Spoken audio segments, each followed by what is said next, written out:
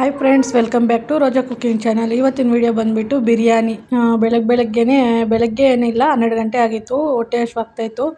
ಆಮೇಲೆ ತಿನ್ನೋಕ್ಕೆ ಇಂಟ್ರೆಸ್ಟ್ ಇಲ್ಲ ಅಂದ್ಬಿಟ್ಟು ನನ್ನ ಮಗನ ಕರ್ಕೊಂಡು ಚಿಕನ್ ತೊಗೊಂಡು ಬರೋಣ ಅಂತ ಹೋದೆ.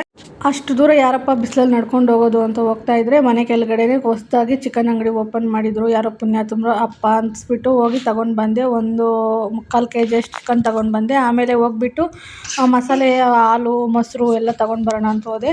ಅಲ್ಲಿ ಆಚಿ ಬಿರಿಯಾನಿ ಮಸಾಲೆ ಇರಲಿಲ್ಲ, ಅದಕ್ಕೆ ಎವರೆಸ್ಟ್ ಇತ್ತು, ತೊಗೊಂಡು ಬಂದು ಮಾಡಿದೆ. ಮತ್ತು ನಾನು ಮರ್ತೋಗ್ಬಿಟ್ಟೆ, ಕೊತ್ತಂಬರಿ ಸೊಪ್ಪು, ಪುದೀನ ಎಲ್ಲ ತೊಗೋಬೇಕಾಗಿತ್ತು, ಇರಲಿಲ್ಲ.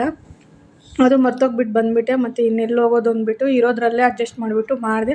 ಕೊತ್ತಂಬರಿ ಸೊಪ್ಪು, ಪುದೀನ ಇಲ್ಲ. ಯಾವ ಥರ ಇರುತ್ತೋ ಅಂದ್ಬಿಟ್ಟು ನೋಡೋಣ ಅಂದ್ಬಿಟ್ಟು ಟ್ರೈ ಮಾಡಿದೆ. ಬಟ್ ಟೇಸ್ಟ್ ಏನೋ ಚೆನ್ನಾಗೇ ಬಂದಿತ್ತು. ಮಸಾಲೆ ಎಲ್ಲ ಪೀಸ್ಗೆಲ್ಲ ಚೆನ್ನಾಗಿ ಹಿಡ್ದಿತ್ತು. ಆಮೇಲೆ ಬಿಸಿ ಮಾಡಿದೆ. ಅದೇ ಮಾಡಿರೋದೆಲ್ಲ ಏನು ತೋರಿಸಿಲ್ಲ. ಇವತ್ತು ದಮ್ ಬಿರಿಯಾನಿ ಏನು ಮಾಡಿಲ್ಲ, ಮಾಮೂಲಿ ನಾರ್ಮಲ್ ಬಿರಿಯಾನಿ ಮಾಡಿದೆ. ತುಪ್ಪ ಏನೂ ಹಾಕಿಲ್ಲ. ಸಿಂಪಲ್ಲಾಗಿ ಮಾಡಿದ್ರು ಪರವಾಗಿಲ್ಲ, ಟೇಸ್ಟ್ ಅನ್ನಿಸ್ತು. ತುಂಬ ಪರವಾಗಿಲ್ಲ, ತಿಂದೆ. ಆಮೇಲೆ ಮಾಡೋಷ್ಟಿಗೆ 1:30 ಆಯಿತು.